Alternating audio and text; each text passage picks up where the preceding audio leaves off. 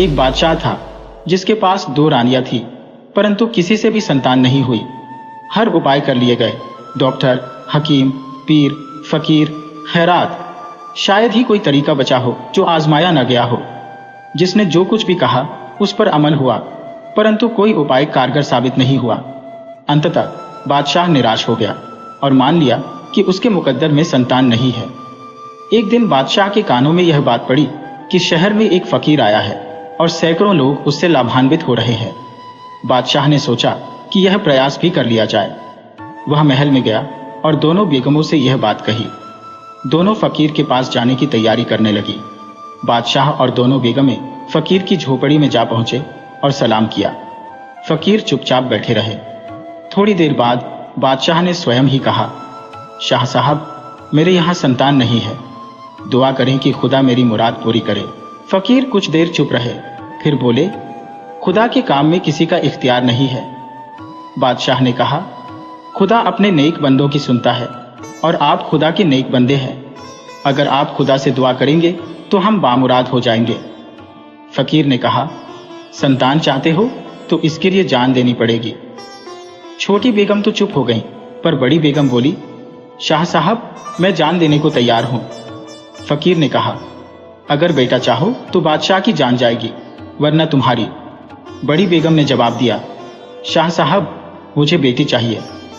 बादशाह यह सुनकर हैरान थे कि बड़ी बेगम जान देने को तैयार हो गई। फकीर ने थोड़ी सी मिट्टी उठाई और कहा, इसे सिरहाने पलंग के दाएं पैंदे के नीचे रख देना। बड़ी बेगम मिट्टी लेकर खुश हो गई। छोटी बेगम सोचने लगी कि यह पागल हो गई है। बादशाह भी हैरान थे, पर बड़ी बेगम को इजाजत दे दी। बड़ी बेगम ने मिट्टी को पलंग के दाएं पैंदे के नीचे रख दिया और खुदा से दुआएं करने लगी। साल के अंत में एक प्यारी सी लड़की पैदा हुई। बादशाह और बड़ी बेगम ने बहुत खैरात की। कुछ समय बाद सब लोग यह भूल गए कि बड़ी बेगम को जान देनी होगी। 4-5 महीने बीत गए। एक दिन बड़ी बेगम बच्ची को पालने में लेती थी और लोरिया देकर सुला रही थी कि फकीर की आवाज सुनाई दी। बेगम थोड़ी डर गई, परंतु फिर खुश होकर उठी और फकीर के स्वागत के लिए महल के दरवाजे पर जा पहुंची। बादशाह को खबर हुई तो वह भी आए। बड़ी बेगम फकीर का शुक्रिया अदा कर रही थी। फकीर ने कहा, मलका, तुम्हें अपना वादा याद है? मलका बोली, शाह साहब, जान हाजिर है, आप जब चाहें पेश कर दूंगी। फकीर ने जवाब दिया, अभी नहीं, जब बच्ची दूध पीना छोड़ देगी। यह कहकर फकीर चले गए। बादशाह ने मलका से कहा, जान देना कोई अक्लमंदी नहीं, यह फकीर तुम्हारा कुछ नहीं बिगाड़ सकता। मैं ऐसा इंतजाम कर दूंगा कि कोई भी तुम्हें नुकसान नहीं पहुंचा सकेगा। बेगम खुश हो गईं और बादशाह से कहा, तो बहुत जल्द ऐसा महल बनवा दो ताकि मैं उसमें पहुंच जाऊं और बच्ची को अपने साथ रखूं। बादशाह ने इंजीनियरों को हुक्म दिया और 8 दिनों में महल तैयार हो गया। बेगम और बच्ची महल में पहुंचा दी गईं और हर तरह के आराम का इंतजाम कर दिया गया। बच्ची ने दूध पीना छोड़ दिया। बेगम को डर था कि अब उसे जरूर जान देनी होगी। उसने लोहे के महल और इन सब इंतजामों पर भरोसा नहीं किया, पर बादशाह ने उसे यकीन दिलाया कि उसे कोई नुकसान नहीं पहुंचेगा। एक दिन बेगम बहुत चिंतित थी। बादशाह ने उनकी चिंता का कारण जानना चाहा और कहा, तुम्हारी चिंता बेकार है, यह अनार खाओ, तुम्हारे लिए खास तौर पर मनवाया है। बेगम ने अनार लेकर मेज पर रख दिया। बादशाह बाहर चले गए और दरवाजा बंद कर दिया। बेगम बच्ची को गोद में लिए हुए प्यार कर रही थी कि उनकी नजर अनार पर पड़ी। अनार बड़ा होता जा रहा था और 2 टुकड़े हो गया। उसमें से एक सांप निकला। बेगम गुमसुम देखते रही। सांप ने उन्हें काटा और वापस चला गया। अनार फिर से पहले जैसा हो गया। कुछ देर बाद बादशाह अंदर आए तो देखा कि बेगम बेहोश है और उनका चेहरा नीला पड़ गया है। डॉक्टर और हकीम को बुलवाया गया, पर कोई उपाय सफल नहीं हुआ और बेगम दूसरी दुनिया में चली गई। अब बच्ची की देखभाल छोटी बेगम के जिम्मे आई। कुछ दिनों तक उसने बड़े प्यार से रखा, फिर उपेक्षा करने लगी। उसे लगा कि यह बेटी बड़ी बेगम की कहलाएगी। उसने सोचा कि किसी तरह से इससे छुटकारा पाया जाए। एक रात उसने बच्ची को 2 आदमियों को सौंप दिया और कहा कि उसे दूर जंगल में ले जाकर मार डालें। बादशाह को कानों कान खबर न हो। जंगल में पहुंचकर दोनों आदमियों ने मशविरा किया और तय किया कि बच्ची को छोड़कर चले जाएं। उन्होंने बच्ची को एक पेड़ के नीचे टोकरी में लेटा दिया और वापस चले गए। जैसे ही बच्चे को भूख लगी, उसने दोनों हाथ पांव मारने और रोने की आवाज लगाई। पास ही एक हिरनी अपने बच्चों को दूध पिला रही थी। बच्चे की आवाज सुनकर वह तुरंत उसके पास आई और उसे प्यार से चाटने लगी। बच्चे ने रोना बंद कर दिया और उसे ऐसा लगा मानो उसे उसकी माँ का प्यार मिल गया हो। सुबह होने में अभी थोड़ी देर थी जब एक लकड़हारा वहां से गुजरा। उसने सोचा था कि सुबह होने से पहले ही लकड़ियां काट लूं, वरना जंगल में लकड़ियां लेने पड़ेंगी और ठेकेदार के आदमी पकड़ लेंगे। उसने देखा कि हिरनी बच्चे को चाट रही है और बच्चा अपने अंगूठे को चूस रहा है। हिरनी ने लकड़हारे को अपनी ओर आते देखा और भाग गई। लकड़हारे ने बच्ची को उठा लिया। उसे बच्ची बहुत प्यारी लगी और वह लकड़ियां काटना भूलकर बच्ची को लेकर घर पहुंचा। उसकी बीवी खूबसूरत सी बच्ची को देखकर बहुत खुश हुई। सुबह होते होते पास पड़ोस में यह खबर फैल गई और महिलाएं मुबारकबाद देने के लिए आने लगी। लकड़हारे की बीवी को ऐसा महसूस हुआ मानो यह उसकी अपनी बेटी हो। जो भी औरतें बच्ची को देखती यही कहती कि यह बहुत खुशनसीब बच्ची है। दिन गुजरते गए और बच्ची बढ़ती गई।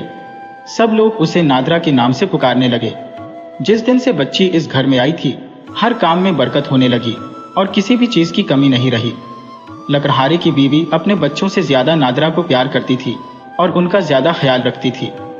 लेकिन लकड़हारे को नादरा का ज्यादा ख्याल रखना था और जब भी बाहर से आता था उसे पूछता था।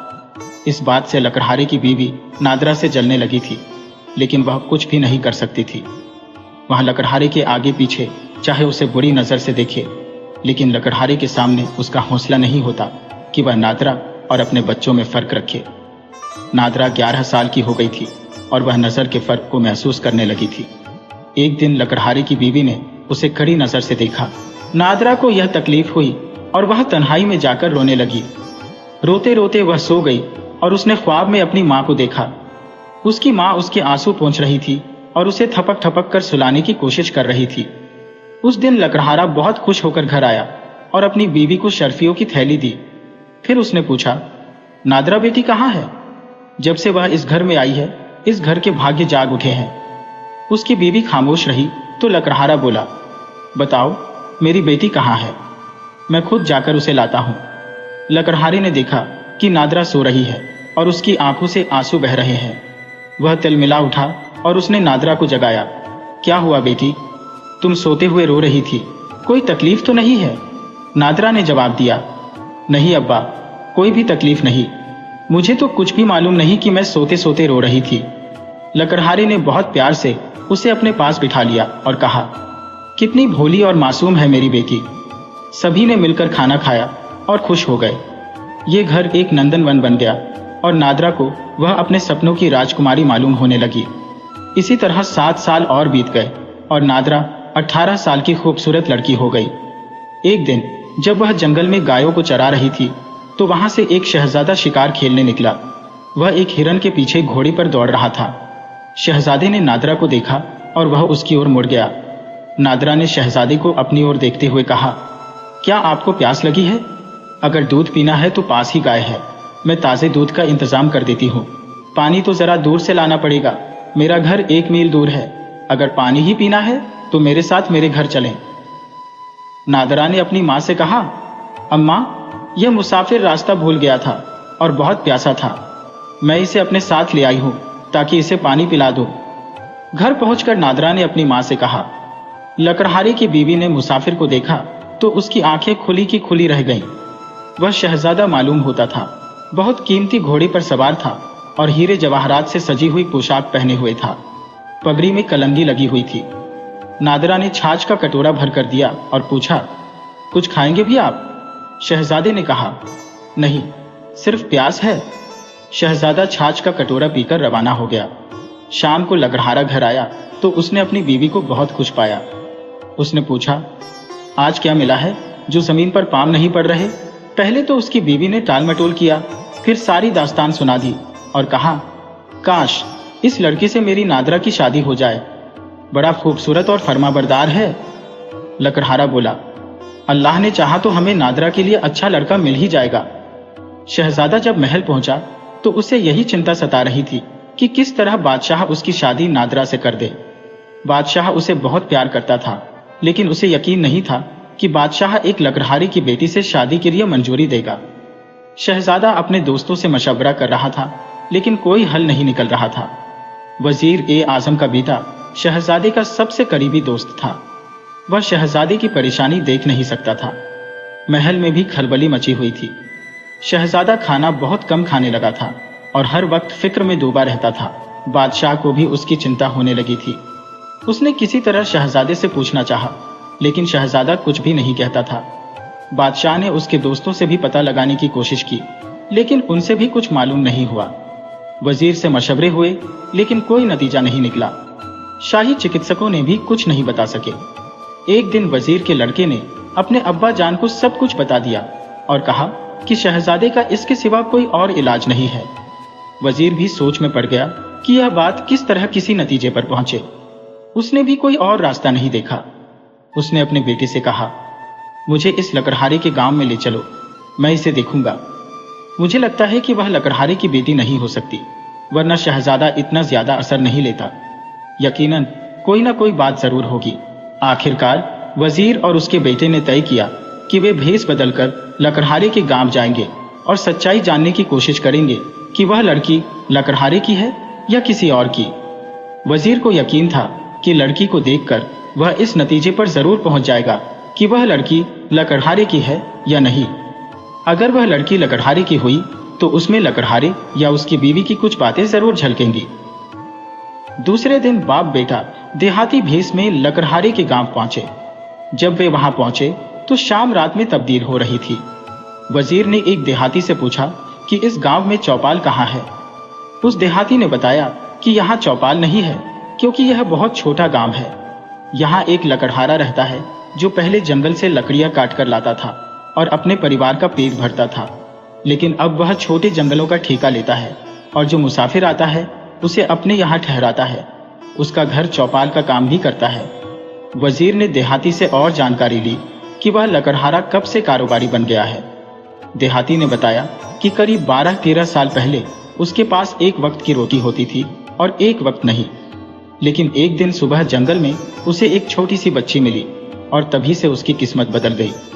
उसके घर में जैसे सोना बरसने लगा हो। इतनी बातें सुनकर वजीर और उसका बेटा लकड़हारे के मकान की तरफ चल पड़े। वजीर का ख्याल था कि वह लड़की लकड़हारे की नहीं है। अब यह जानना बाकी था कि वह लड़की किसकी हो सकती है। लकड़हारे के मकान पर पहुंचकर वजीर ने दरवाजे पर दस्तक दी। लड़की बाहर आई और पूछा, कौन है? वजीर ने बताया, हम देहाती हैं, इस गांव में रात हो गई है, क्या हम यहाँ रात बिता सकते हैं? वजीर ने लड़की को सिर से पांव तक देखा और उसे यकीन हो गया कि यह लड़की किसी मामूली परिवार की नहीं है, जरूर कोई शहजादी होगी। लड़की ने जाकर लकड़हारे को बताया कि 2 मुसाफिर आए हैं और रात भर यहाँ रहेंगे। लकड़हारा दरवाजे पर आया और उन दोनों देहातियों को अपने घर के उस कमरे में ले गया जहाँ मुसाफिर रात बिता सकते थे। उसने उन्हें वहां बिठाया और अंदर जाकर उनके लिए भरपूर खाना लेकर आया। खाने के बाद बहुत सी बातें हुई। वजीर को कई बातें पता चली, लेकिन वह यह नहीं जान सका कि लड़की जंगल में कैसे आई और उसे कौन छोड़ गया। सुबह होते ही वजीर और उसका बेटा जाने लगे, लेकिन लकड़हारे ने उन्हें नाश्ता करने के बाद ही रुखसत किया। वजीर सोच में डूबा रहा, लेकिन वह ज्यादा कुछ मालूम नहीं कर सका। जब तक सब बातें ठीक से मालूम ना हो जाए, तब तक वह बादशाह से इस मामले में कोई बात नहीं करना चाहता था। बादशाह शायद ही माने, वरना उनकी रियासत की प्रतिष्ठा पर असर पड़ेगा। शहजादा, वजीर, मलका और शहजादे के सारे दोस्त इसी सोच में डूबे हुए थे। एक दिन खबर आई कि रियासत में एक पहुंचा हुआ फकीर आया है। बादशाह ने भी यह खबर सुनी और मलका ने भी। मलका ने बादशाह से कहा कि फकीर से शहजादे का इलाज पूछा जाए। बादशाह ने वजीर ए आजम से मशवरा किया और वजीर को फकीर के पास भेजा। वजीर ए आजम फकीर के पास पहुंचे और चुपचाप बैठ गए। जब बहुत देर हो गई और थोड़े से लोग बचे तो वजीर ने कहा, शाह साहब, मुझे आपसे कुछ पूछना है। फकीर ने कहा, कहो, जो कहना है। वजीर ने निहायत अकीदत से कहा, जब ये लोग चले जाएंगे तब मैं कुछ पूछूंगा। फकीर ने जवाब दिया, ठीक है, तब तक बैठो जब तक सब लोग चले न जाएं। जब सब लोग चले गए और सिर्फ 1-2 आदमी बचे तो वजीर ने कहा, शाह साहब, शहजादे का कोई इलाज कीजिए, उसकी वजह से महल में भी परेशानी है और दरबार में भी। फकीर चुप रहा। जैसे वह शहजादे की परेशानी का जवाब अपनी रूहानी ताकत से मालूम कर रहा हो। करीब आधे घंटे के बाद वह बोला, शहजादे का इलाज हो जाएगा, लेकिन उसे लकड़हारे की लड़की से शादी करनी होगी जो यहाँ से दूर जंगल में रहती है। अगर उसने शादी नहीं की तो उसकी जान को खतरा है। वजीर ए आजम बोला, शाह साहब, ये कैसे हो सकता है कि शहजादा लकड़हारे की लड़की से शादी करे? फकीर ने कहा, हम और कोई बात नहीं बताएंगे, सब बातें वक्त पर मालूम हो जाएंगी। वजीर चुप हो गया और थोड़ी देर बाद आदाब करके चला गया। वजीर दरबार में पहुंचा और बादशाह को सारी बातें बताईं। यह बातें महल में पहुंच गईं और हर तरफ यह जिक्र होने लगा कि शहजादे को हर खतरे से बचाया जाए। मलका ने जोर दिया, वजीर ए आजम ने जोर दिया और अंत में बादशाह मजबूर हो गए। उन्होंने लकड़हारे को पैगाम भेजा। लकड़हारा बहुत खुश हुआ, लेकिन उसने कहा, मैं बादशाह के काबिल नहीं हूं। वजीर ने कहा, तुम इस बात को बादशाह पर छोड़ दो, वह खुद सोचेंगे। शादी की तारीख मुकर्रर हो गई और तैयारियां शुरू हो गईं। बादशाह की तरफ से लकड़हारे को बहुत सी चीजें भिजवा दी गईं ताकि उसे किसी बात की कमी महसूस न हो और सब काम वैसे ही हो जाए जैसे होने चाहिए। जंगल कटवा दिया गया और दूर दूर तक सब्जाजात फैला दिए गए। बहुत ही खूबसूरत कोठियां और छोटे बड़े महल बनवा दिए गए। चंद दिनों में वह इलाका भी एक राजधानी की तरह शानदार हो गया। आखिरकार मुकर्रर रात को शादी हो गई और नादिरा, जो पहले लकड़हारे की बेटी थी और झोपड़ी में रहती थी, अब महल में पहुंच गई। लकड़हारे की एक छोटी सी रियासत हो गई। बादशाह ने वह इलाका अपने असर से उसे दे दिया। नादिरा और शहजादा बहुत खुश हो गए। साल भर के बाद शहजादे का बेटा हुआ और खूब खुशियां मनाई गईं। हर जगह जश्न हुए, बादशाह की रियासत में भी और लकड़हारे की रियासत में भी। जब जश्न मनाए जा रहे थे, उसी वक्त फकीर महल के दरवाजे पर पहुंचा। महल के अंदर सूचना भेजी गई कि फकीर दरवाजे पर खड़ा है। मलका ने बहुत कुछ खैरात के तौर पर भेज दिया, लेकिन फकीर ने लौंडी को वापस भेज दिया और कहा कि मलका और बादशाह से कहो कि मैं इस खैरात का भूखा नहीं हूं। लौंडी ने जाकर मलका को यह बात बताई। मलका बादशाह के पास पहुंची और कहा, एक ऐसा फकीर महल के दरवाजे पर आया है। मेरा ख्याल है कि यह वही होगा जिसने शहजादे की शादी लकड़हारे की लड़की से करने के लिए कहा था। बादशाह को भी यह ख्याल आया और दरबार से वजीर को बुलवाया। सब के सब महल के दरवाजे पर पहुंचे। वजीर ने फकीर को पहचान लिया और अकीदत से उसका स्वागत किया। फकीर को बादशाह और मलका अपने साथ अंदर ले गए और एक बड़े कमरे में ऊंचे से तख्त पर बिठा दिया। फकीर ने कहा, बच्चे को मेरे पास लाओ। मलका खुद गई और बच्चा लाकर फकीर की गोद में डाल दिया। फकीर ने दुआ की और बादशाह से मुखातिब होकर बोला, यह लड़की लकड़हारे की बेटी नहीं है, यह एक बादशाह की शहजादी है। फकीर ने बताया, इसकी 2 बीवियां थी, लेकिन उनकी कोई औलाद नहीं थी। मैंने दुआ की और यह शर्त लगाई कि लड़की चाहोगे तो मलका की जान देनी होगी और अगर लड़का चाहोगे तो बादशाह की जान देनी होगी। बड़ी मलका ने लड़की चाहिए, लेकिन बाद में वह बादशाह के कहने में आकर अपने वादे को भूल गई और बादशाह उसके लिए एक अनार लाया। किसी को पता नहीं था, केवल मलका जानती थी। खुदा के कर्म से मैंने उस अनार से एक सांप निकाला और उसने मलका को डस लिया। मलका मर गई।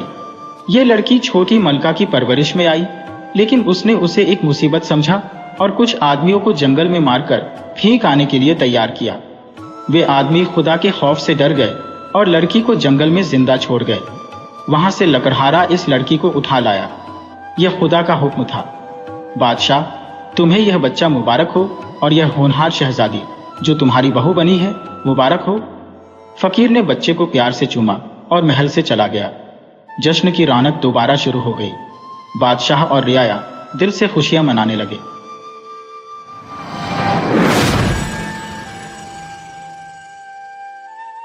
तेजी मोला को अपने पैदा होने से पहले से ही बहुत परेशानियां उठानी पड़ी थी और उसके बाद भी उसे जीवन में कई कठिनाइयों का सामना करना पड़ा। तेजी मोला के जन्म लेने से 3 हफ्ते पहले उसकी मां न्यूमोली ने इतने सारे संतरे, पके हुए आड़ू और इतने सारे चिकने बीज खा लिए थे कि उसे अपने बचपन में सुनी हुई बातें याद आ गई थी कि अगर आप गलती से बीज निगल जाते हो तो रातों रात एक पेड़ में तब्दील हो जाते हो। डर के मारे वह उस रात सो नहीं पाई और अजीब अजीब सपने उसे आते रहे कि वह अलग अलग तरह के पेड़ों में बदल गई है। सुबह उसने अपने पति धनीराम को सपनों के बारे में बताया।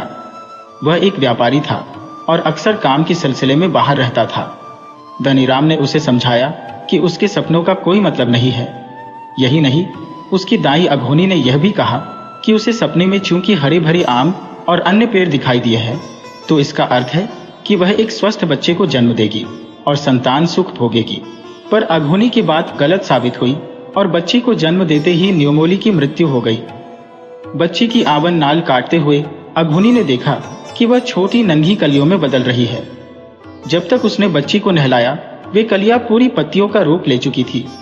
हालांकि उसने उन्हें एक एक कर चुनना शुरू कर दिया था, पर वे उसके शरीर के विभिन्न हिस्सों से किसी घास की तरह उगने लगी थी। जब तक न्योमोली की पलकों को उन पत्तियों ने ढका, वह मर गई, क्योंकि पत्तियों द्वारा उसके शरीर से सारे रक्त को चूस लेने के कारण वह सांस नहीं ले पा रही थी। अघोनी ने पूरी कोशिश करके उसके शरीर को साफ किया ताकि किसी को इस बारे में पता न चले, और उसके बाद ही सबको बच्ची के जन्म की सूचना दी। उसने धनीराम से यह भी कहा कि क्योंकि वह न्योमोली को अपनी बहन की तरह मानती थी, इसलिए जब तक तेजीमोला शादी के योग्य नहीं हो जाती और किसी योग्य वर से उसका विवाह नहीं हो जाता, वह उसकी देखभाल करना चाहेगी। असल में उसे डर था कि कहीं शिशु के शरीर में से भी पत्तियां न फूटने लगे और उसकी भी मृत्यु न हो जाए। धनीराम ने अपने घर के पिछवाड़े में उसके लिए एक घर बनवा दिया ताकि वह वहां रहते हुए बच्ची की देखभाल कर सके। वैसे भी उसका कोई रिश्तेदार नहीं था। तेजीमोला को सब प्यार से तेजी कहते थे।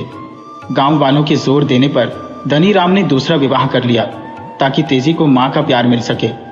इस बीच अघोनी तेजीमोला के शरीर से कम 4 बार अलग अलग तरह की पत्तियां निकाल चुकी थी।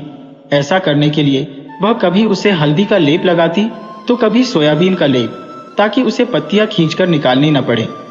इस तरह के लेप लगाए जाने की वजह से तेजीमोला के रंग में लगातार निखार आता जा रहा था और उसकी सौतेली मां रमोला उसे देख जहां हैरान रह जाती, वहीं उसे जलन भी होती। उसका खुद का रंग काला था और तेजीमोला न सिर्फ सुंदर थी, वरन उसकी आंखें भी एकदम अंडाकार थी और पलकें घनी थी।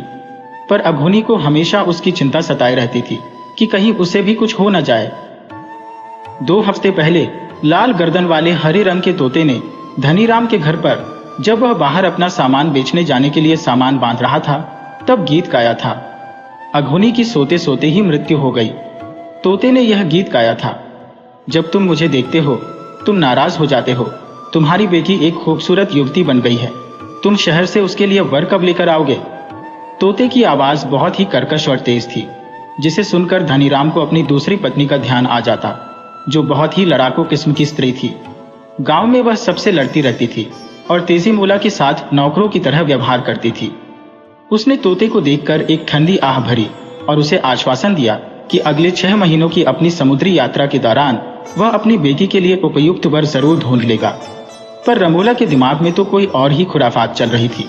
जैसे ही धनीराम अपनी यात्रा पर निकला, उसी रात रमोला ने अपने तीनों बेटों के लिए स्वादिष्ट भोजन बनाया, पर तेजीमोला को खाने के लिए केवल बचे हुए चावल नमक के साथ खाने को दिए। वह दिन रात उससे घर के सारे काम करवाती और सोने के लिए एक बांस की चटाई दे देती। तेजीमोला खुशी खुशी सारे काम करती। जब भी उसे अपनी मां की याद आती, वह रुआंसी हो जाती। जिस रात धनीराम घर से निकला, तेजी की अंगुली में एक छोटी सी हरी पत्ती उग आई, जिसे उसने तुरंत ही चंदन का लेप लगाकर हटा दिया, जिसके बारे में अघोनी ने उसे बताया था। वह अक्सर अघोनी को याद कर रोती, क्योंकि उसे तो मां का प्यार उसी से मिला था। उसकी सबसे खास सहेली का विवाह तय हो गया था, और जब उसने अपनी सौतेली मां से जाने की अनुमति मांगी, तो तेजीमोला यह देखकर हैरान रह गई कि न सिर्फ उसने उसे जाने की अनुमति दे दी, वरन अपनी मां के सूती कपड़े मांगने पर उसने उसे अपने महंगे रेशमी कपड़े भी पहनने को दिए। उसे हिचकिचाते देख रमोला ने कहा, तुम नए डिजाइन के कपड़े पहनो और अपने इन वस्त्रों के नीचे ब्लाउज भी पहनो, इससे तुम और सुंदर लगोगी। मैं तो अब ऐसे कपड़े नहीं पहन सकती हो, क्योंकि अब मैं बूढ़ी हो रही हूँ, लेकिन तुम्हें ऐसे ही कपड़े पहनने चाहिए। अपनी सहेली के विवाह में तुम खूब सज कर जाओ, पर क्या तुम अकेली वहां जा सकोगी? हाँ, मैं अकेली जा सकती हूँ, सुंदर कपड़ों को देखते हुए तेजीमोला ने खुशी से कहा। पर रमोला तो कुछ और ही सोच रही थी। उसने उन कपड़ों को एक झूठ के थैले में डालते हुए रेशमी वस्त्र की तहों के बीच धीरे धीरे जलने वाला एक अंगार और एक छोटा सा चूहा रख दिया। फाल्गुन का महीना था, ठंडी हवा चल रही थी। सड़क पर लाल रंग के गुड़हल के फूल बिखरे हुए थे। सहेली के घर जाते हुए तेजी मोला को लगा कि जैसे थैले में कुछ हिल रहा है। वह उसे खोलकर देखना चाहती थी, पर उसकी सौतेली माँ ने उसे हिदायत दी थी कि वह विवाह स्थल पर पहुंचकर ही थैला खोले, उससे पहले नहीं, वरना रास्ते की धूल मिट्टी से वस्त्र गंदे हो जाएंगे। माँ के डर से तेजी मोला चुपचाप चलती रही। वह अपनी माँ के गुस्से को जानती थी। उसने अपने प्रति पहली बार जो ममता देखी थी, उसे वह खोना नहीं चाहती थी। वह हर हालत में उसे खुश देखना चाहती थी। उसने और तेज चलना शुरू कर दिया ताकि जल्दी से सहेली के घर पहुंच सके और नहाने के बाद इन वस्त्रों को पहन सके। उसने अपने थैले से धुआं निकलता नहीं देखा। विवाह स्थल पर पहुंचने के बाद जब उसने पहनने के लिए वस्त्रों को निकाला और देखा कि वे जगह जगह से कटे हुए हैं और कहीं कहीं से जल भी गए हैं, तो वह हैरान रह गई। वह डर के मारे रोने लगी कि अब तो उसकी सौतेली माँ उसे कोई बड़ी सजा देगी, क्योंकि उसने उसके इतने कीमती कपड़े खराब कर दिए थे। उसकी सखी सोखी ने उसे सांत्वना देने की कोशिश की। तेजी, तुम इसके लिए उत्तरदायी नहीं हो। माँ को मैं यह बात कैसे समझाऊंगी? वह मुझे बहुत मारेगी। उन्हें सब सच बता देना, इसमें तुम्हारी कोई गलती नहीं है। फिर सोखी ने उसे उपहार में मिले हुए अपने रेशमी वस्त्र पहनने के लिए दी, पर तेजी दुखी थी और यह बात भी उसे रुला रही थी कि सोखी उससे दूर चली जाएगी, जिसके साथ वह अब तक अपने सारे दुख सुख बांटती आई थी। फिर जिसका तेजी को डर था वही हुआ। उसकी माँ ने उसकी बात पर विश्वास नहीं किया। उसने तेजी के लंबे बालों को खींचा और उसे मारने लगी। सजा के रूप में उसने तेजी से भीगे हुए चावलों को पीसने के लिए कहा। तेजी मोला बहुत रोई कि उसने सचमुच वस्त्र नहीं फाड़े हैं, पर रमोला नहीं मानी। वह तो कब से तेजी को मारना चाहती थी और अब इस सुनहरे अवसर को वह गंवाना नहीं चाहती थी, खासकर जब उसके पिता भी घर पर नहीं थे। उसने चावल पीस रही तेजी मोला के दाएं हाथ को ही चावल के साथ पीसना शुरू कर दिया और उससे कहा कि अब वह पीसने के लिए अपने बाएं हाथ का इस्तेमाल करे। तेजी मोला रोते रोते बोली, माँ, तुमने मेरे दोनों हाथों को आहत कर दिया है, मुझे जाने दो। रमोला ने उससे कहा कि वह अपने सिर से चावल पीसे और फिर लकड़ी के डंडे से उसका सिर ही तोड़ दिया। रमोला ने उसके शव को पिछवाड़े में दबा दिया। जैसे ही रमोला वहां से हटी, तेजी मोला का मांस धीरे धीरे फूटकर कद्दू की एक बेल में बदल गया। उसकी वाहिकाओं ने मिट्टी से रक्त चूस लिया और उससे पौधे का पोषण होने लगा। पत्तियों, टहनियों और जड़ों ने तेजी मोला की आत्मा को सुरक्षित रखा। दोपहर में जब ठंडी हवा बह रही होती तो पिछवाड़े में खड़ा कद्दू का पौधा गीत गाता और अपने फूलों की खुशबू बिखेरता रहता। जब पड़ोसियों ने तेजी मोला के बारे में पूछा तो रमोला ने कहा कि वह अपनी सहेली के घर गई है, कुछ महीनों बाद वापस आ जाएगी। अपने अपराध बोध की वजह से शायद रमोला पिछवाड़े में जाती ही नहीं थी। एक दिन एक दुबली पतली स्त्री उससे भीख मांगने आई और कद्दू की मांग की। रमोला उसकी बात सुन हैरान रह गई। वह उस पर चिल्लाई, तुम बेवकूफ हो क्या? मैंने तो हफ्तों से कद्दू नहीं पकाया है, यहाँ तक कि रोहू मछली के साथ खाने के लिए भी नहीं। मैंने अपने बेटे को आज ही बाजार भेजा है कि वह कहीं से अच्छा कद्दू ले आए, पर तुमने कहाँ से मेरे घर में कद्दू देख लिया? मैं झूठ नहीं बोल रही हूँ, आप इस घर की मालकिन हैं और अगर आप मुझे कद्दू नहीं देना चाहती हैं तो कोई बात नहीं। उसने बहुत सम्मान से रमोला के सामने अपनी बात रखी। स्त्री जाने को मुड़ी। रमोला हैरानी से बोली, मुझे नहीं पता कि तुमने कद्दू कहाँ देखा है, पर अगर ऐसा है तो खुद ही जाकर ले लो। कुछ क्षण बाद वह स्त्री चिल्लाती और रोती हुई वापस आई और बेहोश हो गई। रमोला के तो जैसे होश ही उड़ गए। बड़बड़ाती हुई वह अंदर गई और पानी लाकर उस स्त्री पर छिड़का। क्या तुम ठीक हो? क्या हुआ? तुमने क्या देखा? होश आने पर स्त्री ने अपनी घबराई हुई नजरें चारों ओर घुमाई। वह अभी भी कांप रही थी और पसीने से तर थी। उस बेल में भूत है। वह कहती है कि वह तेजी मोला है और उसकी सौतेली माँ ने रेशमी वस्त्र खराब हो जाने की वजह से उसकी हत्या कर दी है। वह कौन है? यह सुन रमोला बरामदे में इधर उधर चक्कर काटने लगी। उसे डर लग रहा था, क्योंकि पड़ोसी अक्सर उससे पूछते ही रहते थे कि तेजी मोला अभी तक वापस क्यों नहीं आई। अचानक उसके मन में एक विचार कौंधा, आखिर वह एक बेल ही है, वह तो मर चुकी है। वह एक बड़ी सी कुल्हाड़ी लेकर पिछवाड़े में गई और बेल से सटकर खड़ी हो गई ताकि गाना सुन सके। उसने सुना कोई विवाह के समय गाए जाने वाला विदाई गीत गा रहा है। तुरंत उसने बेल के टुकड़े टुकड़े कर दिए। पौधे के कोमल बीज चारों ओर बिखर गए। उनका रस उसके सफेद कपड़ों पर पड़ा तो निशान बन गए। वह बुरी तरह से हाँफ रही थी और उसके माथे से पसीना बह रहा था। उस पौधे में 459 बड़े कद्दू लगे हुए थे। 92 अभी पूरी तरह से बने नहीं थे और उस पर 3045 फूल थे, जिन्हें वह एक एक करके चुनने लगी। पहली अकेली, फिर अपने दोनों बेटों की सहायता से, जो तब तक घर लौट आए थे। बड़ा बेटा, जो कद्दू लेने गया था, अभी तक नहीं लौटा था। उन तीनों ने मिलकर एक गहरा गड्ढा खोदकर उस पौधे को बगीचे के एक एकांत कोने में दबा दिया।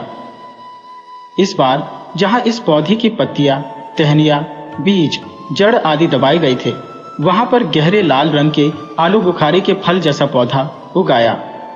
कुछ हफ्तों बाद गांव के कुछ गाय चराने वाले रमोला के पास पके हुए आलू बुखारे मांगने आए, पर उसने उनकी बात नहीं सुनी और नारियल कसने बैठ गई। तभी एक एक कर आलू बुखारे धरती पर गिरने लगे। एक आलू बुखारे के मुंह से गाढ़ा झाग निकलकर बहने लगा। एक आलू बुखारा वहां बैठकर किसी बच्चे की तरह रोने लगा।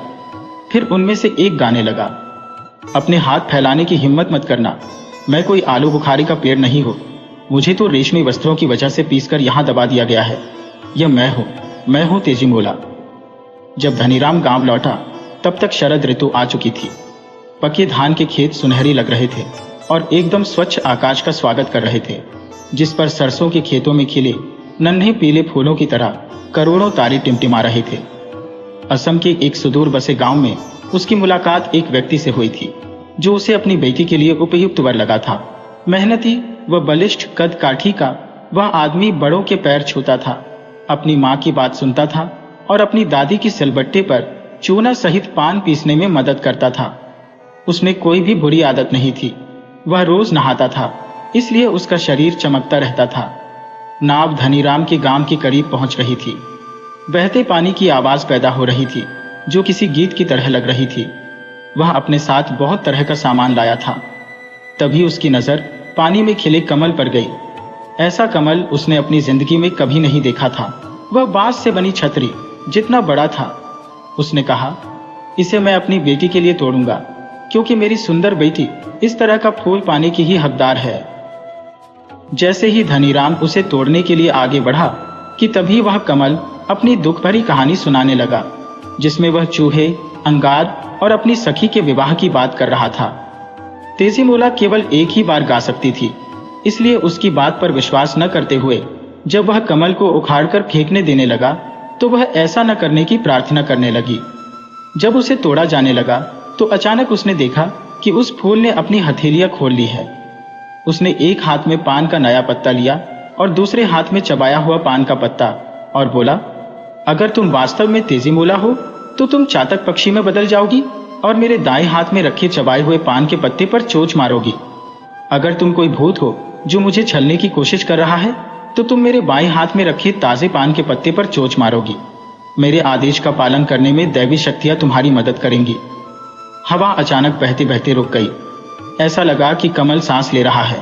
जब दोपहर को वह घर पहुंचा तो साथ में पिंजरे में एक चातक पक्षी भी उसके साथ था।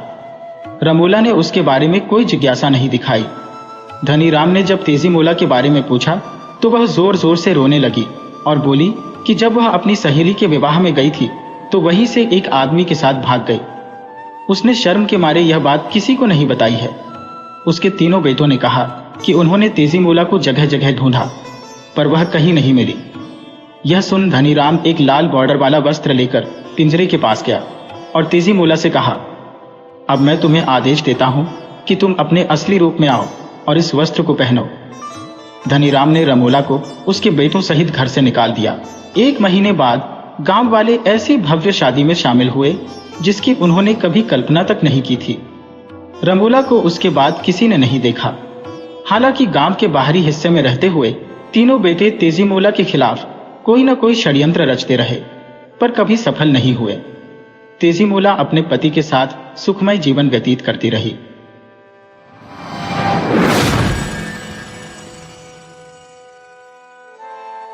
अर्गनी पर टंगी वायल साड़ी को झाड़कर पहनने के बाद जानकी दीवार पर लटके आईने के सामने जा खड़ी हुई। उसने अपने संवरे हुए बालों को हाथों से तनिक ठीक किया। माथे पर लगी कुमकुम की बिंदी पसीने से कुछ फैल गई थी। उंगली पर धोती का किनारा लपेटकर उसने बिंदी को चारों तरफ से ठीक किया। बिंदी का आकार कुछ छोटा हो गया। उसे मन ही मन इस बात का संतोष था कि छोटे आकार की बिंदी भी उसके माथे पर अच्छी लग रही है। इसके बाद उसने चूड़ियों के डिब्बे में मोड़ कर रखा 2 रुपए का नोट निकाला और उसे धोती के पल्ले में बांध लिया। पीछे मुड़ते ही उसे अपना 1.5 साल का लड़का रवि दिखाई दिया। अपने अति नाजुक पैरों को घसीटते हुए किसी तरह वह उसके पास पहुंच गया और उसने उछलकर अपने दोनों हाथ उसकी ओर फैला दिए। उसने बच्चे को खिड़की के पास बैठा दिया और उसे धोकर अर्गनी पर सुखाई गई कमीज पहनाई। उसके बालों को हाथों से सुलझाया और थोड़ा सा तेल लगाकर उन पर कंघी फेरी। मुख पर पाउडर लगाया। गालों को चूमकर उस पर काला टीका लगाकर नजर उतारी। बच्चे को गोद में उठाकर जब उसने घर में पड़े पुराने टाइम पीस की तरफ देखा तब 2 बज रहे थे। सरस्वती अम्माल ने उससे पूछा, इस कड़कती धूप में बच्चे को लेकर सिनेमा जा रही है? प्रश्न सुनकर कहीं उसे गुस्सा न आ जाए, इस डर से वह मुस्कुराने लगी। हाँ, जा रही हूं, इससे क्या? तो खुशी से जा। मैंने सोचा धूप है इसलिए कह रही थी। तो व्यर्थ ही गुस्सा हो रही है कि मैं सास की जगह खड़ी होकर तुझे डांट रही हूं। आप सास की पदवी संभाले रहिए, कौन मना करता है। पहले अपने लड़के को पति की तरह रहना तो सिखा दीजिए। जानकी के मुख से हमेशा इसी तरह के कटु शब्द निकलते थे। सरस्वती अम्माल यह सोचकर चुप रह जाती थी कि उसका इस तरह बोलना उचित ही तो है। मैं क्या करूं? मैं अपने को कोस सकती हूं, अपने दुर्भाग्य पर रो सकती है, कहकर सरस्वती अम्माल सिर पीटने लगी। सरस्वती अम्माल ने एक बार पूछा था, उसमें क्या कमी है? तूने उसके साथ जीवन बिताते हुए एक पुत्र को भी पा लिया है, अब तू उसकी उपेक्षा क्यों करती है? इसके बाद उसकी क्या दुर्दशा हुई, इसे वही जानती है। हे ईश्वर, शब्द क्या थे, विष बुझे बाण थे। वह आपका पुत्र है, इसलिए आपका दुखी होना उचित है। आपने उसका विवाह करके एक लड़की की जिंदगी को बिगाड़ने का पाप अपने सिर पर ले लिया है। इसके लिए आप जी भर कर रोइए। आ बेटा, हम चलते हैं, कहकर जानकी ने बच्चे को उठाया और चल पड़ी। सरस्वती अम्मल ने कुछ कहना चाहा, कुछ भी हो, पति से एक बार, परंतु वह कुछ कह न सकी। शायद जानकी को भी इस बात का ध्यान आ गया था। वह मन ही मन बड़बड़ाई, बड़ा आया महापुरुष कहीं का, और चुपचाप गली की ओर बढ़ गई। सरस्वती अम्माल द्वार पर खड़ी हुई उसे जाते हुए देख रही थी। मई की कड़कती धूप में आग की समान धधकती हुई तारकोल की सड़क पर बच्चे को गोद में लिए हुए वह नंगे पांव जा रही है। क्या उसमें सिनेमा देखने की इच्छा इतनी बलवती है? कभी कभी उस पर इस तरह का पागलपन सवार हो जाता था। उसकी दशा किसी अंगहीन, अभावग्रस्त या बीमार व्यक्ति के समान हो जाया करती थी। अपने मनोभावों को किसी न किसी रूप में व्यक्त करके ही वह शांत होती थी। जानकी के जीवन में एक बहुत बड़ा अभाव था।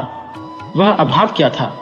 जानकी की दृष्टि से ओझल होने तक सरस्वती अम्माल द्वार पर खड़ी रही।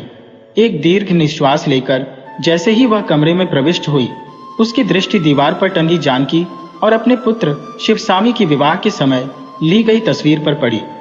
शिवसामी उसका अपना लड़का था, परंतु विवाह के समय ली गई उसकी उस तस्वीर को देख वह विशेष प्रसन्न नहीं हुई। सौंदर्य की प्रतिमा जानकी के बगल में खड़ा नाटे कद का, ऊंचाई में कठिनाई से ही जानकी के कंधे तक पहुंचने वाला, आंखें जैसे बाहर को निकली हुई, दांत मुंह से बाहर झांकते हुए पागलों के समान मुस्कुराता हुआ वह व्यक्ति कितना कुरूप था। बेचारी जानकी, विवाह से पहले उसने कैसे कैसे सपने संजोए होंगे। भीतर ही भीतर बनकर नष्ट हुए कितने मनोराज्यों के खंडहरों का भार ढोती हुई वह उसकी बगल में खड़ी हुई होगी।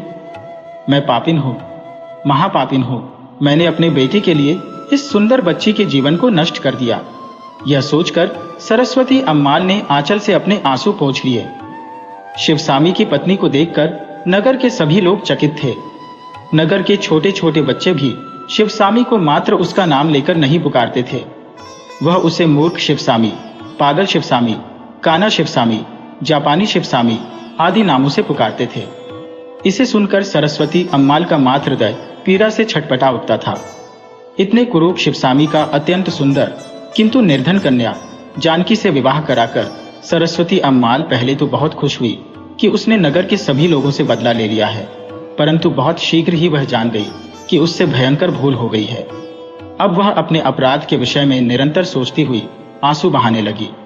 शिवसामी क्रूप और मूर्ख ही नहीं अपितु अत्यंत क्रोधी और उद्दंड स्वभाव का है। अपने अनुभव के बल पर इस बात को अच्छी तरह जान लेने के बाद जानकी को अपना जीवन नरकवत लगने लगा। उसने कई बार आत्महत्या करने का विचार भी किया। ऐसे अवसरों पर सरस्वती अम्माल के प्रेम और सहानुभूतिपूर्ण शब्दों ने ही उसे जीवित रहने की प्रेरणा दी थी। उसके गर्भ से उत्पन्न रवि ने भी उसे निरंतर जीवित रहने की प्रेरणा दी। पुत्र के जन्म के बाद जानकी के स्वभाव में अहंकार और जिद्दीपन का समावेश हो गया।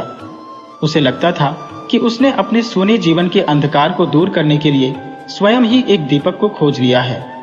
उसके जीवन में जो अभाव थे, जिनका उसने मन ही मन अनुभव किया था और जिसे दूसरे व्यक्ति भी अनुभव द्वारा ही जान सकते थे, बदला लेने के लिए उसने सबकी उपेक्षा करना आरंभ किया, पति की भी।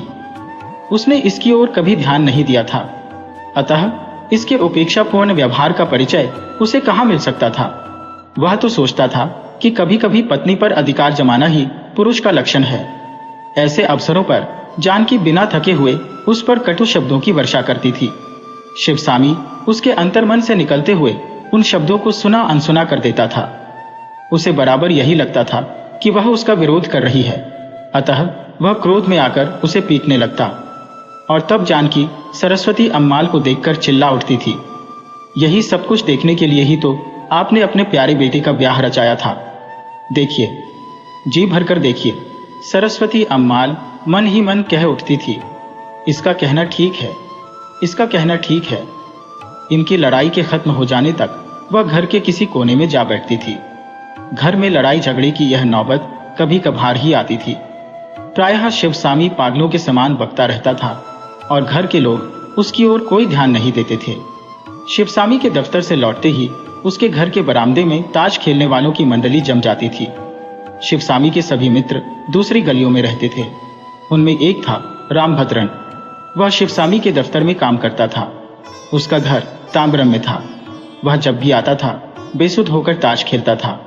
आखिरी इलेक्ट्रिक ट्रेन के छूटने में केवल 10 मिनट बाकी है, इस तरह की सूचना पाकर ही वह उठता था और ताश के खेल की सभा समाप्त होती थी। 8 बजते ही जानकी बिना किसी की प्रतीक्षा किए खाना खाकर बच्चे को अपने से चिपटाकर सो जाती थी। सरस्वती अम्माल अपने बेटे की प्रतीक्षा में देहरी पर सर रखकर अर्ध निंद्रा में पड़ी रहती थी। शिवसामी 11:15 बज गए। माँ के इन शब्दों को सुनकर ही वह उठकर आता था। अपने दोस्तों को विदा कर जब वह खाना खाने बैठता था तब भी इस प्रकार बड़बड़ाता रहता था, माँ, मैंने त्रुप से उसके पान के नहले को काटकर बड़ी गलती की, परंतु मैं क्या करता। मेरे पास पान को छोड़ बाकी रंग के ही पत्ते थे, हुकुम के छोटे पत्ते थे, अतः हुकुम की बारी आने पर भी सर मुझे नहीं मिलता। त्रुप भी एक था, नहीं काटता तो क्या करता। मुझे कहाँ पता था कि वह गुलाम फीकेगा। इसी से मैं बाजी हार गया। अम्मा, फोटो को इतने ध्यान से क्यों देख रही हो? क्या तुम सोच रही हो कि तुम्हारा बेटा फिर एक बार बारात सजाकर जाएगा? मैं भी यही चाहता हूं। खैर, इस समय कॉफी ला दोगी? 4 कप कॉफी चाहिए। शब्दों को सुनते ही सरस्वती अम्माल ने पीछे मुड़कर देखा। बरामदे में ताश मंडली जमी हुई थी। उसने पुत्र की विनोदपूर्ण बातों की ओर कोई ध्यान नहीं दिया। वह एकाएक बोल उठी, ओहो, तो आज शनिवार है, अभी कॉफी लाती हूं। दूध वाला अभी तक नहीं आया, बस आता ही होगा। ऐसा कहकर मुंह बनाते हुए सरस्वती अम्माल रसोई घर की ओर चल पड़ी। जानकी कहाँ है? सिनेमा देखने गई है। किससे पूछकर गई है? किससे पूछकर जाती? मुझसे पूछकर गई है। देख रहा हूं कि उसकी उद्दंडता दिन पर दिन बढ़ती जा रही है। इतनी कड़कती धूप में उस लूले लड़के को लेकर गई है। आने दे उसे। शिवसामी गुर्राने लगा। क्यों भाई, इसमें गलती क्या है? घर में तो हवा भी नहीं है। इस घोर दोपहरी में घर में पड़े सड़ने से अच्छा यही है कि तू बाहर घूमा। ये कहकर मैंने ही उसे बाहर भेजा है। अच्छा, वह कहीं जाकर मरे, मुझे क्या? कहकर शिवसामी ताज की गड्डी और 2 चटाइयां लेकर बरामदे की ओर चला गया। बरामदे की ओर से एक आवाज आई, क्यों रे, रामभद्रन को क्या हुआ? वह आज यहां क्यों नहीं आया? खेलने के लिए हम 4 लोग काफी हैं। जो यहां नहीं है उसकी चिंता क्यों करें? तू पत्ते बांट। शिवसामी ने ताश के पत्ते बांट दिए और खेल शुरू हो गया। क्या सिनेमा में ही जोड़ी ठीक बैठती है? वे दोनों कितने खुशी से नाचते गाते जा रहे थे। क्या यह सब सिनेमा में ही संभव है? बच्चे को गोद में लिए चलती जानकी का स्पर्श करती हुई एक रेशमी साड़ी आगे बढ़ गई। जानकी ने सिर उठाकर देखा, सामने एक युवा जोड़ा दिखाई पड़ा। लोगों की उस भीड़ में भी सूतधारी वह युवक अपनी बाहों से युवती की कमर को घेरे हुए चल रहा था। युवती रेशमी साड़ी पहने अपने गालों से उसकी भुजाओं का चमकीले रेशमी बुश शर्ट का स्पर्श करती हुई आगे बढ़ रही थी। वह कितनी सुखी है, सिनेमा की नायिका की तरह। जीवन में भी बहुत से लोग सुखी होते हैं, मैं ही दुर्भाग्यशालिनी हूं। मुझे जीवन ने इस बात पर विश्वास करने का अवसर भी नहीं दिया कि संसार में बहुत से लोग सुखी जीवन बिताते हैं। सोचकर उसका मन रो उठा। सिनेमा हॉल में बैठे हुए उन प्रेमपूर्ण दृश्यों को देखकर, जिनको देख सभी लोग प्रसन्न हो रहे थे और आगे की सीटों पर बैठे हुए लोग सीटी बजा बजा कर अपनी प्रसन्नता व्यक्त कर रहे थे, जानकी का हृदय ईर्ष्या, दुख और शोक की भावना से भर उठा। एकाध बार दुख के सीमातीत हो जाने पर वह रो पड़ी। हाँ, यही तो उसके जीवन का बहुत बड़ा अभाव था। दूसरों को देख मिलता था, इसी से उस पर सिनेमा देखने का भूत सवार हो गया था। थिएटर से बाहर निकलकर वह सामने के होटल की ओर चल पड़ी। होटल के भीतर जाकर वह एक कोने की मेज के पास जाकर बैठ गई और उसने मिठाई का ऑर्डर दिया। उसने थोड़ा थोड़ा करके बच्चे को पूरी इमरती खिलाई। जब वह कॉफी को ठंडा कर रही थी, तब उसे लगा कि कोई बहुत देर से उसकी तरफ एकटक देख रहा है। उसने मन ही मन सोचा, कहीं वे तो नहीं आए। दृष्टि उठाते ही उसे सामने रामभद्रन बैठा दिखाई दिया। इसकी सूरत तो जानी पहचानी लगती है। यह सोच उसने उसे गौर से देखा। कुछ देर बाद उसे याद आया कि वह उसके पति के साथ ताश खेलने के लिए आने वालों में से है। रामभद्रन उसे देख मुस्कुराया। जानकी भी मुस्कुरा दी। उसने आज पहली बार रामभद्रन को गौर से देखा था। वह कितना सुंदर है, सभ्य है। जानकी के सौंदर्य और बुद्धिमानी की प्रशंसा रामभद्रन बहुत दिनों से करता आ रहा था। हाथ धोने के लिए उठते ही वह उसकी मेज के पास आ गया और अत्यंत परिचित व्यक्ति के समान पूछने लगा, क्या सिनेमा देखने जा रही हो? नहीं, देखकर लौट रही हो।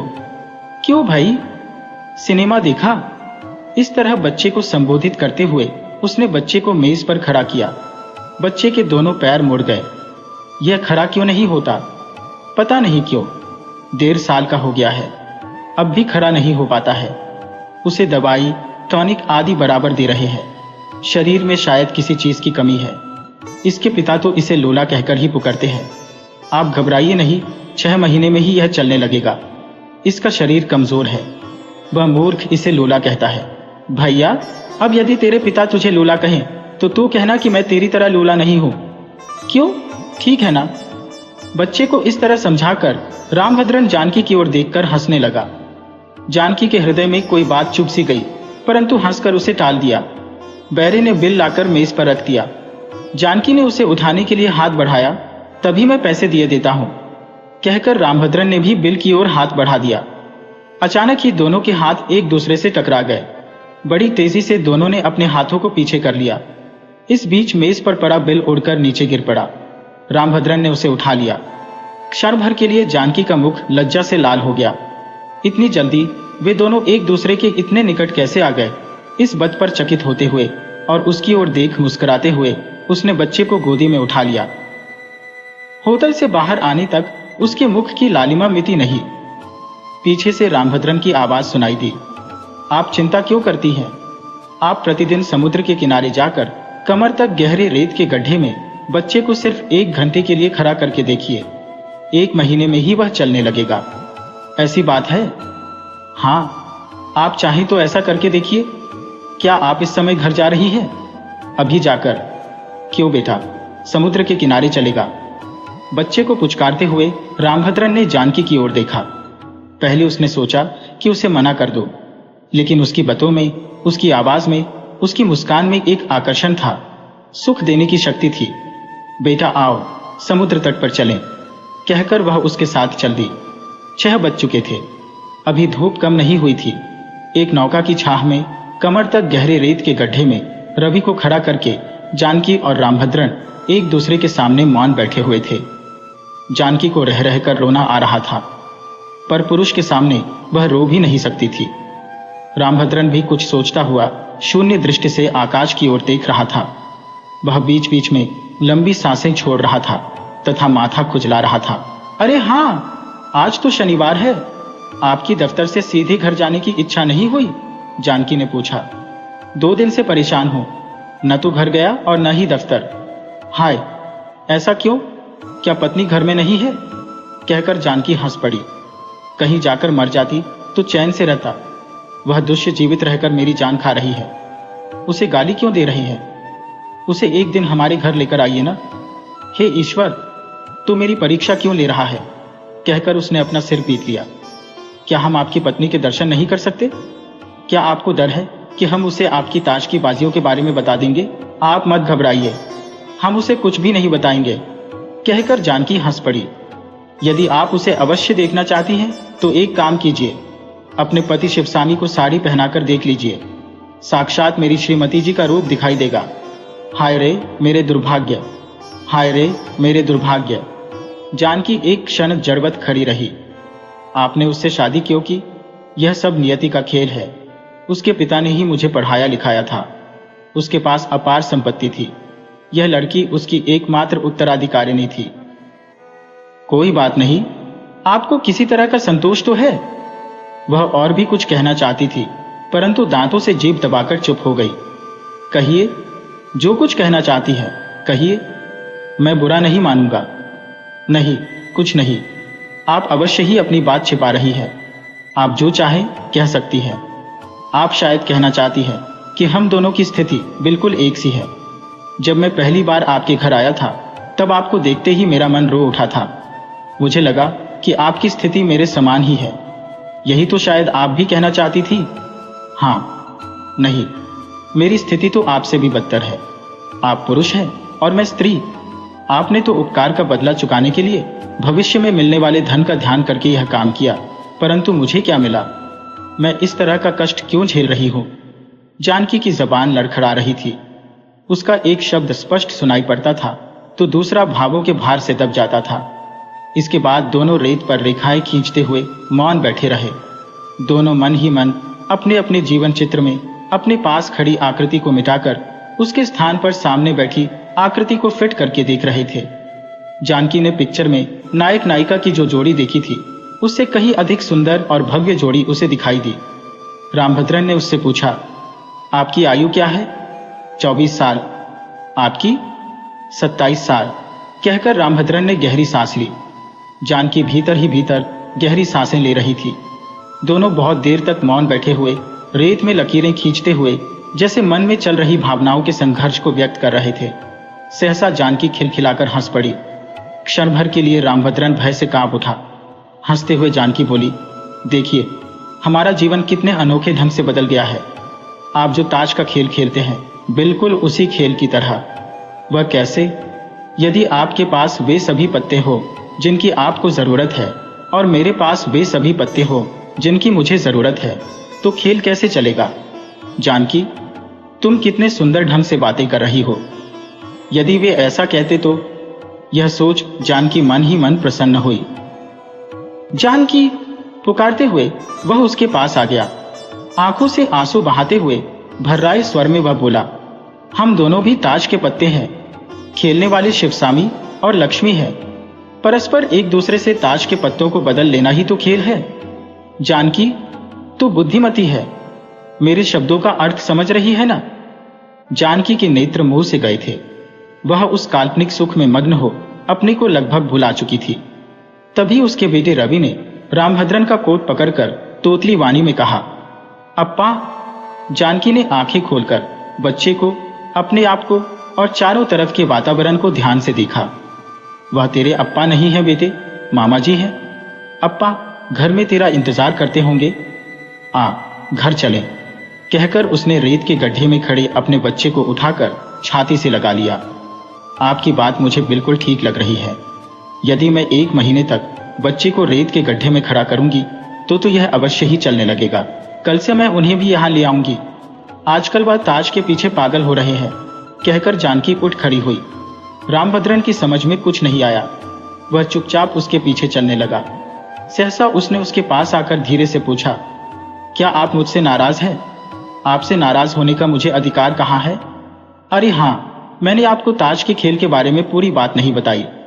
आपने कहा था कि खेलने वाले मेरे पति और आपकी पत्नी है। वस्तुतः आपकी यह बात गलत है। वे भी हमारी तरह ताश के पत्ते हैं।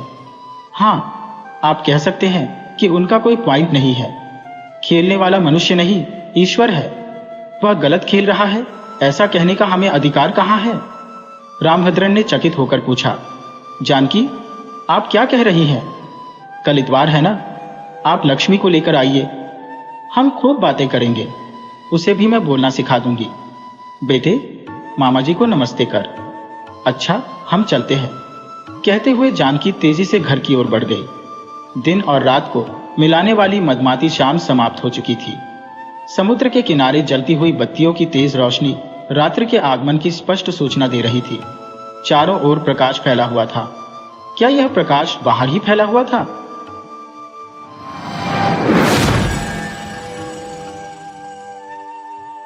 मैं लगभग दौड़ती भागती सड़क पार कर ऑफिस में दाखिल हुई और आधी खुले लिफ्ट के दरवाजे से अंदर घुसकर 5वें नंबर बटन को दबाया। लिफ्ट में और कोई नहीं था। नीचे की मंजिल से 5वीं मंजिल तक लिफ्ट में जाते समय मैं अकेले में खूब रोई। ऑफिस के बाथरूम और कभी कभी लिफ्ट के अकेलेपन में ही मैंने रोने की जगह को खोजा है। इसके अलावा रोने के लिए मुझे एकांत समय और जगह नहीं मिलता। 5वीं मंजिल पर पहुंचकर देखा तो ऑफिस के लोग काम में लगे हुए थे। मेरे ऊपर की अधिकारी कल्पना मैम ने मुझे खा जाने वाली निगाहों से देखा और कहने लगी, हमेशा की तरह लेट। सॉरी कल्पना मैम, बोलकर मैं अपनी जगह पर जाकर पर्स को रख तुरंत बाथरूम गई ताकि और थोड़ी देर रोकर चेहरे को पोंछ सकूं। सुबह उठते समय ही मीनू का शरीर गर्म था। मीनू ने अपनी 2 साल की उम्र में सिर्फ 2 ही जगह देखी है, एक घर, दूसरी बच्चों के डॉक्टर सीतारामन का क्लिनिक। क्लिनिक के हरे पेंट हुए दरवाजे को वह पहचानती है। उसके पास जाते ही मीनू जो रोना शुरू करती तो पूरे 1 घंटे तक डॉक्टर का इंतजार करते समय वह लगातार रोती रहती है। डॉक्टर जब उसे जांचते तो हाथों से उछलती और जोर जोर से रोती और वापस बाहर आने के बाद ही चुप होती। डॉक्टर ने बताया था कि बच्ची को थोड़ा सा प्राइमरी कॉम्प्लेक्स है, इसलिए महीने में 1-2 बार उसे खांसी, जुकाम या बुखार आ जाता है। आज भी मैं ऑटो पकड़कर डॉक्टर के पास जाकर कराई और सासू माँ को मीनू को देने वाली दवाओं के बारे में बताया। फिर जल्दी से बाथरूम में घुसकर 2 मग पानी डाल, साड़ी पहन, चेहरे पर क्रीम लगा और जल्दी जल्दी नाश्ता निपटाकर रवाना होते समय एक नजर बच्ची को देखा। तेज बुखार में बच्ची का चेहरा लाल था। मुझे साड़ी पहनते देख वह फिर से रोना शुरू कर दी। उसके हिसाब से मम्मी नाइटी पहने रहेगी तो घर में रहेगी, साड़ी पहनेगी तो बाहर जाएगी। मम्मी मत जाओ कहकर वह मेरे पैरों में लिपट गई। उसे किसी तरह मनाकर ऑफिस जाने के लिए बस पकड़ी। क्यों, बच्ची की तबीयत ठीक नहीं है क्या? ऐना बोली। लंच के समय में घर फोन कर बच्ची के बारे में पूछा तो बोला, अभी कुछ ठीक है। थोकी तसल्ली के साथ मैंने खाना शुरू किया। ऐना, रोजाना ऑफिस जाने के लिए साड़ी पहनते समय जब मत जाओ मम्मी कहकर मीनू रोती है तो उसकी वह आवाज मेरे कानों में हमेशा आती रहती है। दीपा, तुम्हारे पति तो अच्छी नौकरी में है, अब तुम चुपचाप घर में रहो, तुमको शांति नहीं है। बच्ची परेशान होती है। तुम्हारा पति इसके लिए राजी नहीं होगा क्या? ऐना की आवाज में सच और स्नेह का भाव था। वह आदमी नाटककार है ऐना। नौकरी छोड़ने की बात करना शुरू करो तो बस यही कहता है कि तुम्हारा फैसला है, तुम कुछ भी करो, मैं इसके बीच में नहीं आऊंगा। तुम्हें खुश रहना चाहिए बस। मैं इस सॉफ्टवेयर कंपनी में हूं, कब नौकरी चली जाएगी नहीं कह सकते। बाजार ठीक ठाक रहा तो सब ठीक, मंदी में कंपनी में कब तालाबंदी हो जाए कह नहीं सकते। तुम्हारी सैलरी से थोड़ी राहत मिलती है। इस बार किसी से भी सलाह मत लो, अभी 2 दिन में बोनस मिलेगा। चुपचाप रुपयों को लेकर तुरंत इस्तीफा दे दो। ऐना बोली। मैंने अपने कंप्यूटर पर एक्सेल शीट में जो भी रिकॉर्ड भरना था भरा। सीधे व आड़े दोनों तरफ से टोटल सब सही है या नहीं मैंने मिलान किया। फिर रिपोर्ट पर लेटर तैयार किया। सेक्शन चीफ कल्पना को और एक कल्पना के उच्च अधिकारी को एक प्रति भेज दिया। इस बार मैं बिना रोए, बिना जल्दबाजी किए कार्यालय से बाहर आ गई। मुझे मेरा फैसला ठीक लगा। घर आकर देखा मीनू सो रही थी। सुबह जो पहना था वही कपड़े मीनू ने पहने थे। बच्ची की तबीयत ठीक नहीं तो क्या उसके कपड़े भी नहीं बदलने चाहिए? मन ही मन सासू मां पर गुस्सा होते हुए भी मैं उनसे बोली, बच्ची ने आपको परेशान तो नहीं किया अम्मा? वे बोली, पहले ही से तेरी बेटी बदमाशियों की पुतली है। तबीयत ठीक ना हो तो पूछो नहीं। मैं उनकी बातों पर ध्यान न देकर मीनू के पीठ को सहलाने लगी। जब मैं छोटी थी तब मेरी अम्मा मेरे और मेरे छोटे भाई के साथ कितनी देर रहती थी। हमारी अम्मा को साहित्य से बहुत प्रेम था। हम कहते, अम्मा बादल गरज रहे हैं, बिजली चमक रही है, डर लग रहा है। वे कहती कि वीर रस की करी कवि है, उनकी कविताएं बोलो। जबकि दूसरे बच्चों की माएं हनुमान जी को याद करने को कहती। मेरी माँ झांसी की रानी और मीरा की मिलीजुली अवतार थी। वे अंधविश्वासी भी नहीं थी। मेरा भाई रोता तो मेरी माँ सीता बन जाती और कहती कि चलो हम लवकुश बनकर राम से लड़ाई करें। चांदनी रात में छत पर हमारी मम्मी मीठा चावल बना अपने हाथों से हम दोनों बच्चों को बिना चम्मच के खिलाती, जिसमें केसर, इलायची और घी की वह खुशबू अभी तक ऐसा लगता है जैसे हाथों में आ रही हो। जब कभी भी कहीं कोई उत्सव होता तो हमारी मम्मी हम दोनों बच्चों को रिक्शा में साथ ले जाती। हम दोनों भाई बहन उस रिक्शे में एक सीट के लिए लंग बैठते थे। हमेशा अम्मा हम दोनों को तेल से मालिश करके नहलाती। रात के समय चांदनी में हम अड़ोस पड़ोस के बच्चों के साथ मिलकर बरामदे में लुका छिपी खेलते। सोते समय नींद नहीं आ रही कहकर हम रोते तो वे हमें लोरी सुनाती और तरह तरह के लोकगीत सुनाकर सुला देती। जब मेरी अम्मा हमारे साथ इस तरह रही तो क्या मुझे मीनू के साथ ऐसे नहीं रहना चाहिए क्या?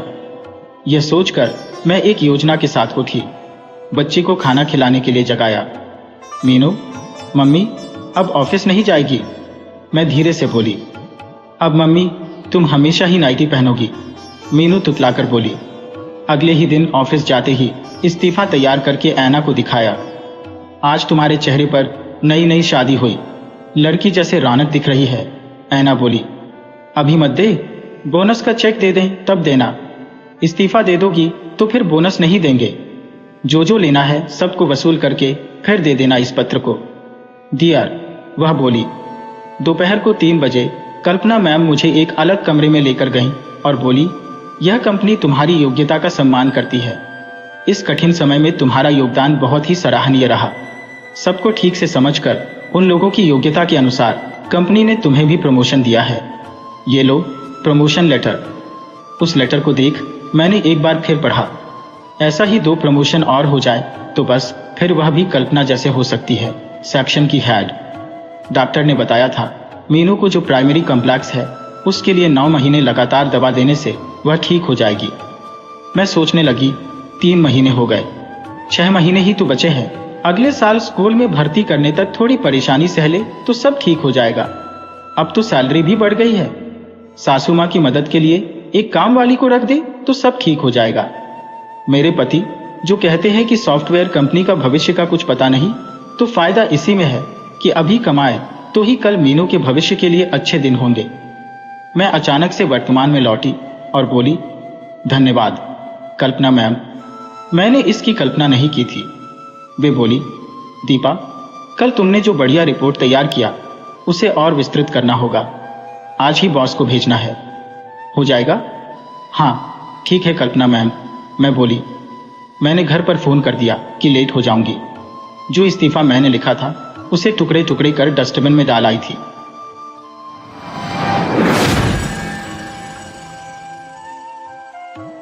मैं प्राथमिक कक्षा में पढ़ता था, तब से मेरी मम्मी पापा ने अपने अलग अलग विचार मुझ पर थोपना शुरू कर दिए।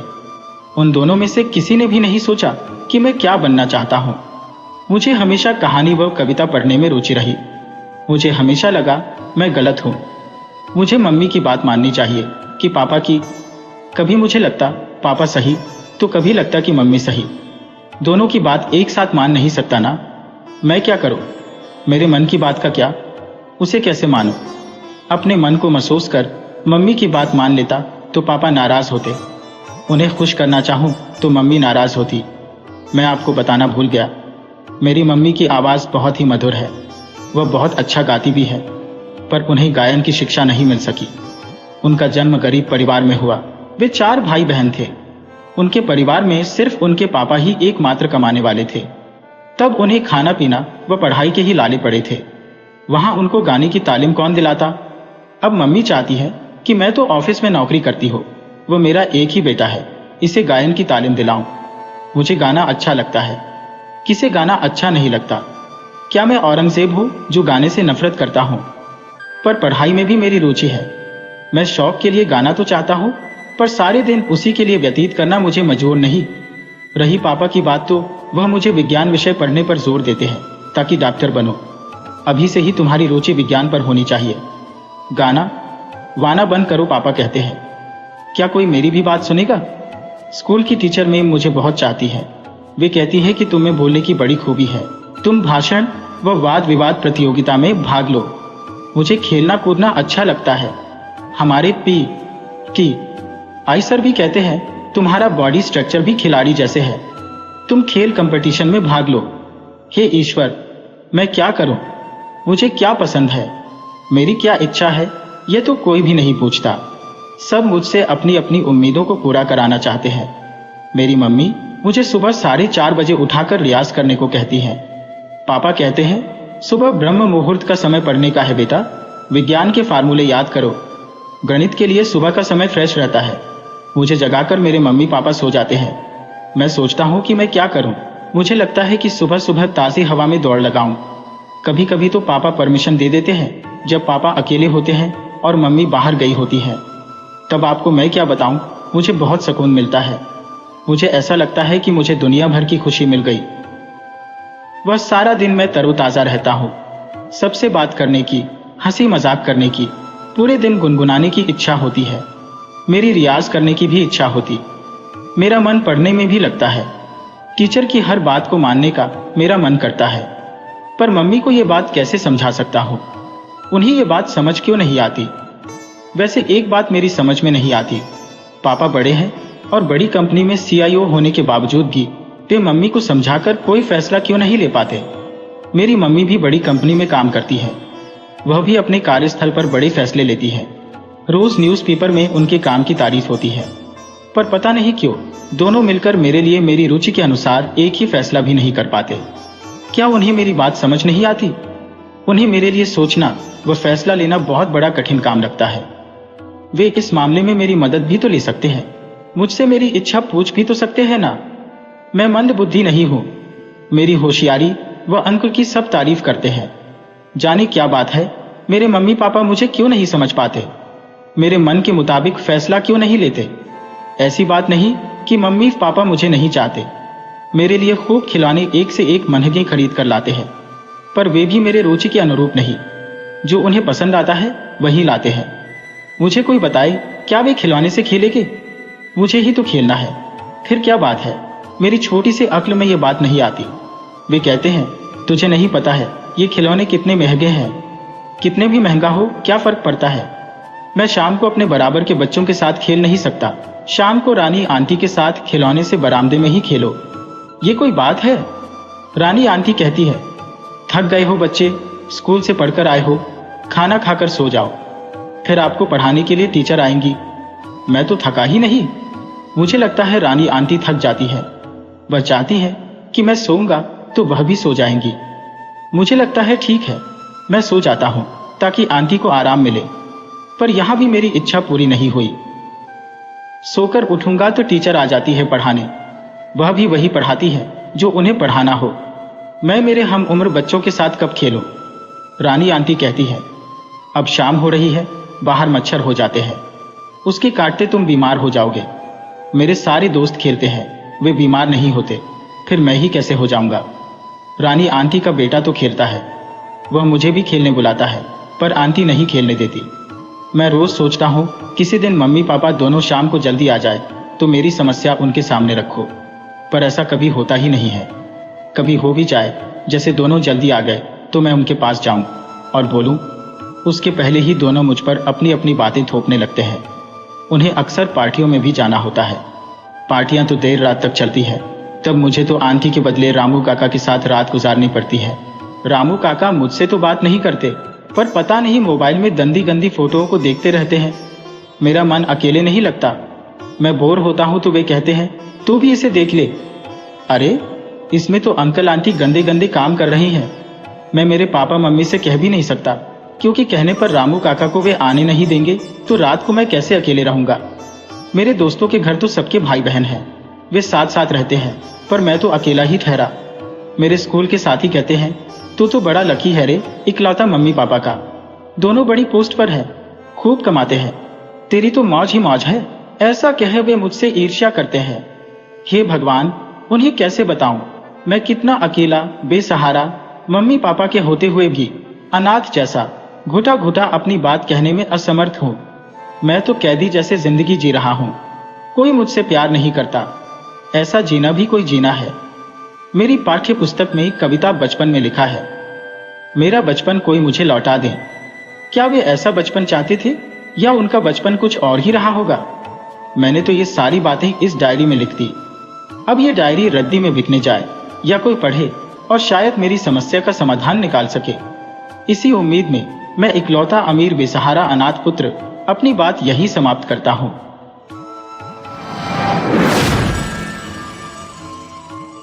वीडियो अच्छी लगे हो तो इसे लाइक करें और ऐसी ही मज़ेदार कहानियों के लिए चैनल को सब्सक्राइब करें और बेल आइकन दबाएं। ज़्यादा से ज़्यादा अपने दोस्तों को शेयर करें। धन्यवाद।